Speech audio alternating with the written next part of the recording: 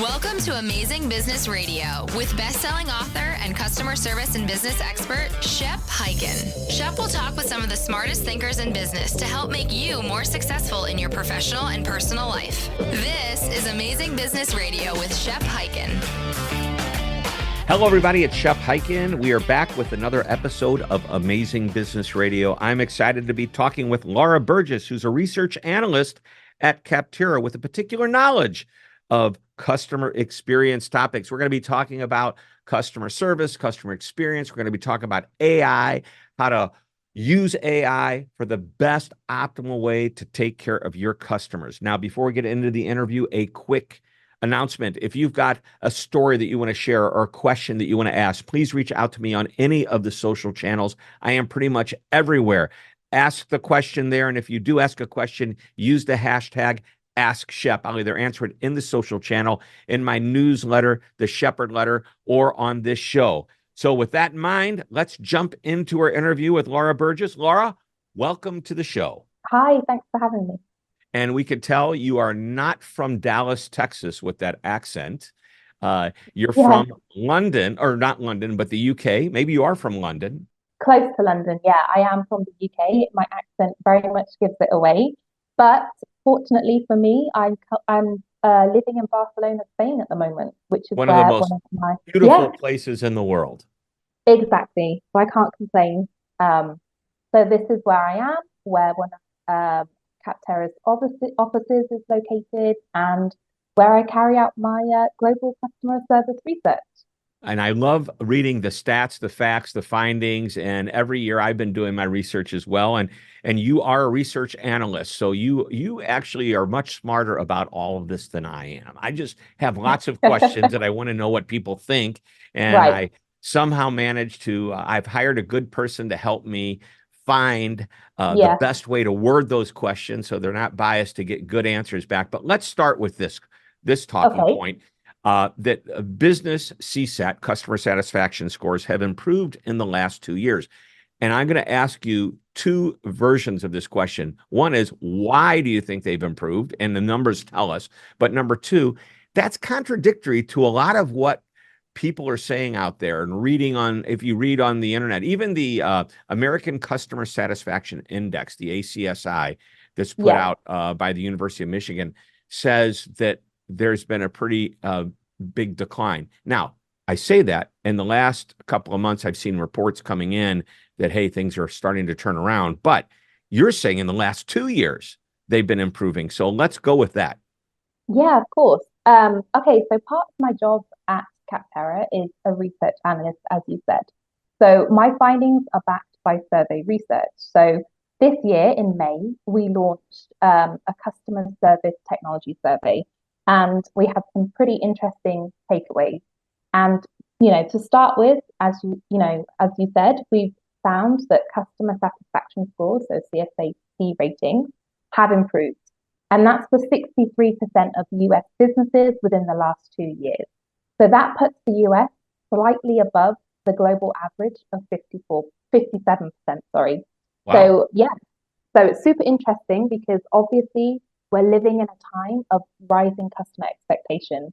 And that's because consumers are more demanding than ever regarding interactions with companies, thanks to the phone, email, chat, social media, all of which enable faster services and instant responses. So why do you think they are more demanding? I have a theory about this, but I know there's all these different channels they can reach out on, so they expect to be able to get answers. But why is their expectation, regardless of the channel, higher than it was a few years ago? That's a really good question. I think it's because there's a lot of competition amongst companies as well. So I think, we do have all these multi channels that are available to us. And I think that everything is so instantaneous that we just expect it now. So I just think the shift in general has just been through customer experiences over the last couple of years. So half of the employees that we surveyed, they're involved with their customer service strategy and budgeting, and they're saying that they're going to increase their customer service staff within the next 18 months. So I think that's something that's obviously going to help boost these customer satisfaction levels, is having that extra hands-on support as well. Yeah. Yeah, And I also believe that there are so many companies out there that are setting the yeah, bar higher for everyone else. There's these yeah, rock star brands. And if you think about who the brands are that deliver great service, I mean, you and I are probably on the same page, US and globally. And what happens is, I believe, and by the way, it doesn't even have to be a rock star brand that's recognized. It could be yeah, the store down the street that's just so amazing that the customer says, why can't this company be as good as that company? And the yeah. expectations are higher, and therefore I think companies sometimes can't meet the new expectations that customers have. Yeah, yeah, and I think one area which I'm sure we're going to get to is that technology is playing a big part in this as well. So like whilst you've got the physical human support side, you've also got software tools and AI that's actually helping to help with the smaller customer queries and issues. And I think that's becoming a huge part of the customer service strategy now for companies. Yeah, I think that's a huge influence on why these scores are improving over the last couple of years because of that extra support and And when automation. we're talking Mhm. about customer service, we are talking about specifically like a contact center, or I have a problem, an issue, a question, I need to reach Yeah. out to a company. We're not talking about I'm walking into a car dealership and they treat me well. No, so for example, if you work in the banking and financial sector, and then you can, a customer might end up talking with an AI-powered virtual assistant, and they can help with the smaller queries related to like balance inquiries or transaction history, and even maybe financial advice. But it's these smaller tasks that technology can handle, whereas the human element is more to look after, the more empathetic roles, and Right. if there's any sort of customer crisis, they can jump in and be sentient and, you know, more So from that that's angle. where personality comes into play. Exactly, for Yep. sure, for hmm sure. It's I one thing to agree. promise great service in the form of quick responses, quick resolution, et Yeah, cetera. But it's another one to put a personality behind it, which some companies, and it's amazing to me, some companies who don't, like Amazon. There's no yeah, empathy in Amazon. It is just a good right. experience, right? Yeah. Yes, well, you know what? We did actually in our survey, we did ask the employees that we surveyed, in which areas do they think humans perform better and which areas do AI perform better? And they did say for humans, of course, it's the personalized interactions that makes the service for them. Whereas with AI, they're better at having multiple language conversations or analyzing data and generating insights. But definitely, I think there needs to be a point reiterated that you cannot get rid of personal human interaction, handling emotionally sensitive issues is super important. Right. And by the way, there's very, very few companies like Amazon that could somehow create this confidence and trust. And most people would agree with this. They're an amazing company to do business with. And you've probably, most people, I know if you need to talk to somebody, you can talk to somebody, but they kind of push you through the digital process to a point where you go, I need to talk to somebody. I put my phone number in, and then almost instantly my phone rings and it's a support person, which by the way, I love that I don't have to Yeah. repeat my story. It's right in front of this person. They know why I'm what problem I'm having. And it's just really amazing to me that a company that's successful, that's known for great service, has very little person-to-person interaction. Yeah, I mean, generally speaking, I agree, but I think for companies, it's important to consider their customer service strategy and what elements are put into that. And obviously, it's important to keep assessing like your CSAT ratings to see how they're being impacted by following these modules and tools and systems. And it does seem quite promising that things seem to be going in the right direction, generally speaking, for companies in the US at the moment with regards to these improved scores. So something must be going right there. Right, right. So let's jump, because I know your big study was about customer service and technology. So let's start Mhm. talking about technology, because really with AI, and this is what is so impressive to me, what's happened in the last really not even 2 years with generative AI and ChatGPT type technologies. But Yeah. tell me how you feel about this. You can go back 10, 15 years, and there was AI and technology being used in customer service. People didn't realize it, or Yeah. maybe they did if it was not good. Yeah. Yeah.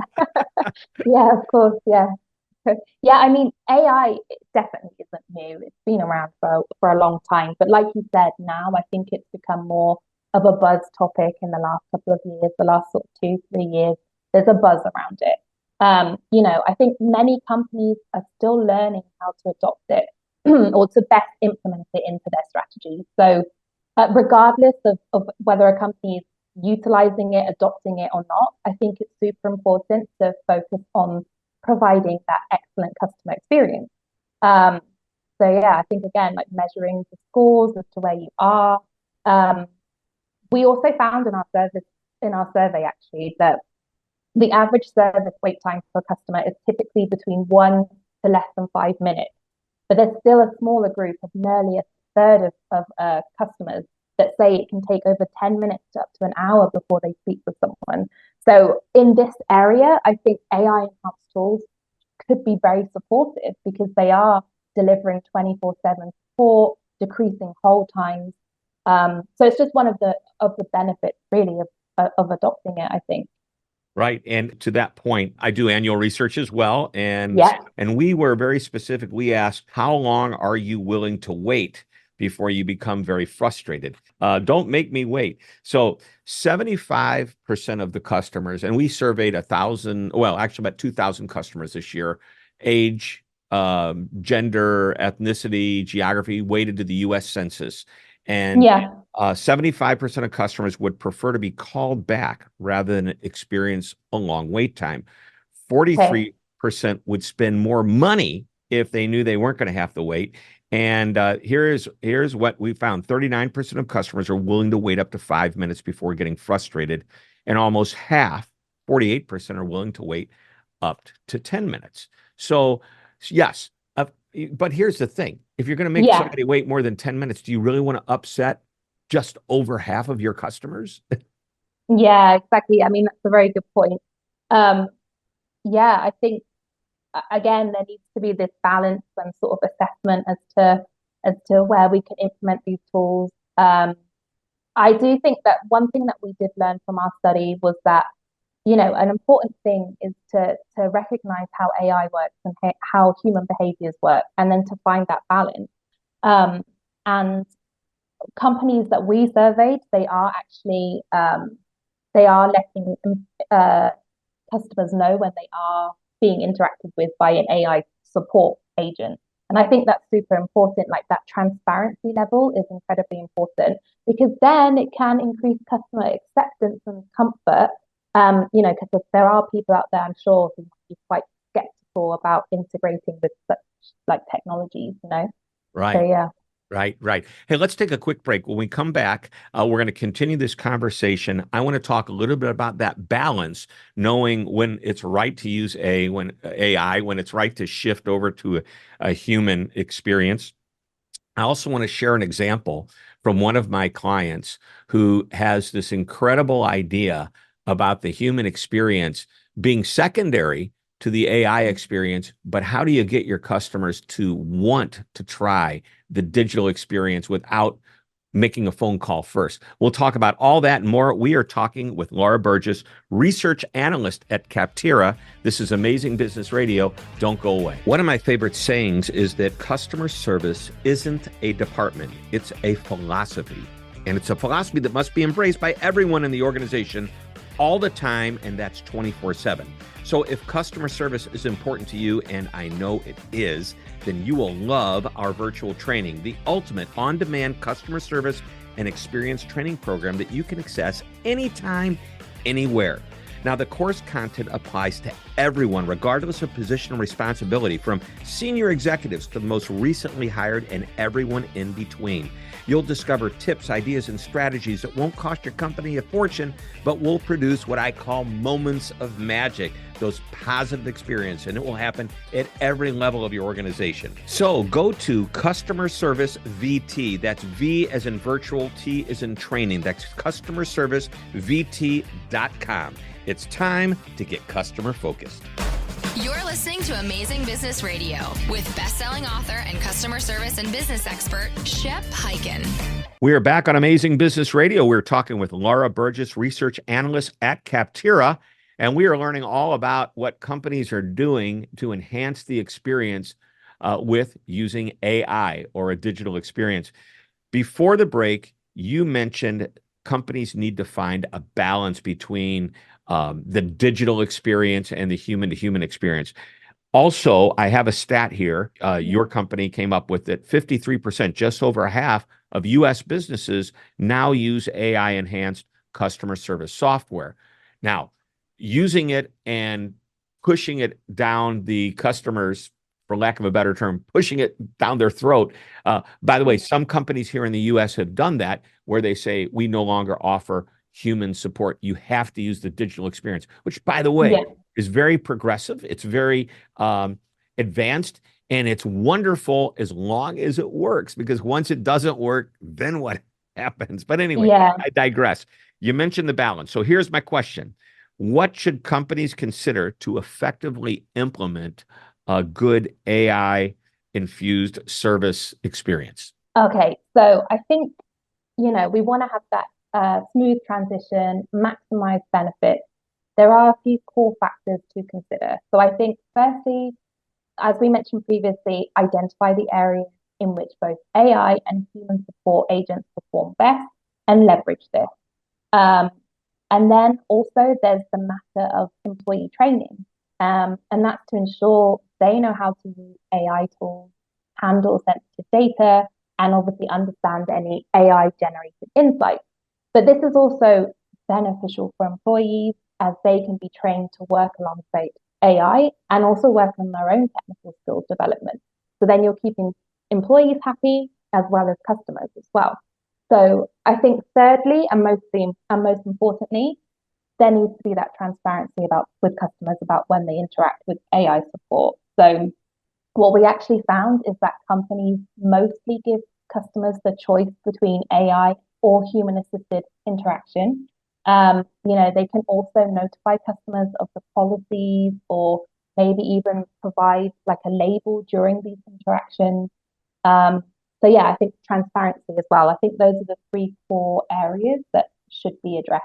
So about 6 or 7 years ago, I was at a meeting and there was a speaker from, I believe it was LL Bean, the retailer here in the US, and they had started to create the experience. And I'm going to jump. Do you remember, it's probably been about 4 or 5 years at least, that Google came out with an audio version where when you talk to the Google Assistant, it really sounded very human-like. And I remember the CEO of Google in a demonstration letting the machine call and make a reservation for a hair appointment, and the person on the other end had no idea they were talking to AI. So anyway, this person at LL Bean said, we have to let them know they're not talking to a human being. So while in the middle of the presentation, I went online and started doing a chat with customer service at LL Bean. I wasn't a customer, I just decided to ask a question. And then I said, is this a real person or is this the computer? And what response did you get? It answered truthfully. It was great. Oh, okay. Yeah. But I think, to your point, I think people, if they know they're interacting with a chat bot that's AI infused, then I think that knowing that is really important. I also think they need to know that at any time they can opt out to talk to the human in the middle of the interaction if they don't feel they're getting the experience that they want.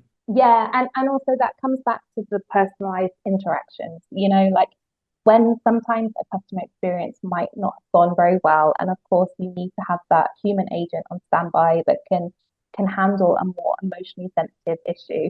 And that's the key point there as well, is that that person is still there, but we're at the same time, we're trying to make the process quicker for you. And if it's not going so smoothly, then there is someone there on standby as well. I think that's super important. So what's the right way to tell a customer you're not talking to a human being? I think obviously before the conversation and, sharing, notifying customers of policies on your site or on platform. And you can, during the interaction, also have a sort of notice or label, a comment that says you're speaking with AI, like an AI enhanced tool. I think that's all you can really do, maybe. Yep, that's great. All right, so let's talk about employees and their outlook on customer service with AI. Yeah. Yeah. So again, in our survey, speaking to customer service operation employees, they are telling us that companies are planning to continue investing in call center software in general within the next 18 months. But with regards to AI, most employees believe that the software has positively impacted customers so far. So again, that's likely due to its 24/7 availability, faster response times. I mean, obviously, we could argue about the quality, we'll see.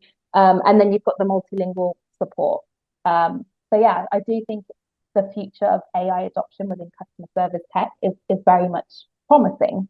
And over half of customer inquiries, employees think that they might be managed exclusively by AI within the next 5 years. So I think if that does transpire, then that's a significant shift in the industry. And that's a whole other topic within itself about how roles would be redefined. But Right. Well, we can't leave it there. We've got to have just a couple of comments from you about this. yeah, yeah, And I actually worked with Capterra last year and collaborated on a study. And one of the questions that's right. we asked is, are you eliminating jobs? We asked CX leaders, are you eliminating jobs because of AI? Are you increasing jobs? Are they staying the same? What's going on? What are you thinking? So I'd love to hear your take on this. Yeah, I mean, I think it could open new career pathways. You've got opportunities in AI management within customer service strategy.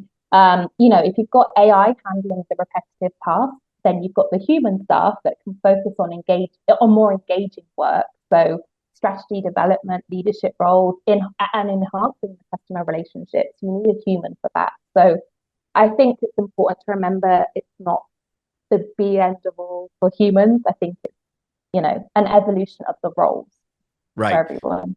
Yeah, I read a really interesting article that looked like it was doomsday for any customer service rep, that it's the end of it all. And No. the word they used, which was a great word, but it kept them on the right side of the fence, in my opinion, was they said Yeah, jobs will be disrupted, not, right. they didn't use the word eliminated. So I interpreted that after our research and listening to you today and Yeah, the comments that were made from the findings that we had last year in our research with the CX leaders.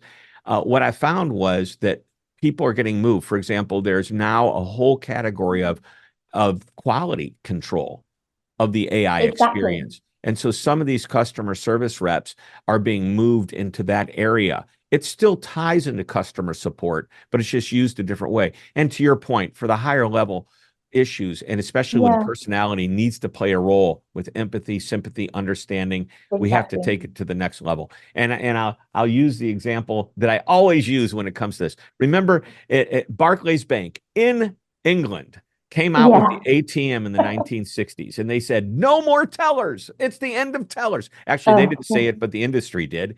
And guess yeah, what? Every bank you walk into has an ATM machine, and exactly.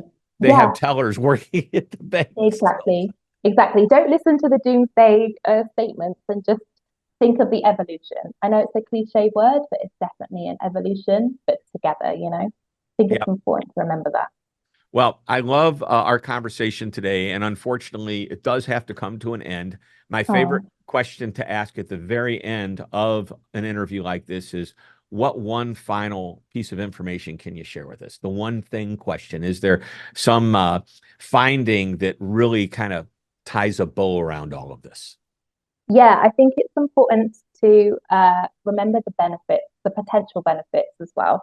We found that it's one of the top benefits for users is the increase in productivity, customer satisfaction levels, and handling call volume.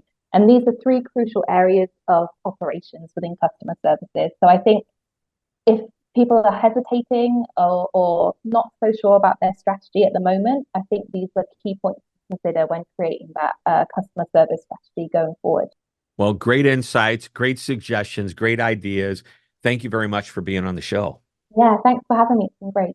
Well, thank you, Laura. All right, everybody, that wraps it up. Another episode of Amazing Business Radio. We will be back next week with another interview. Until that time, this is Shep Hyken reminding you to always be amazing.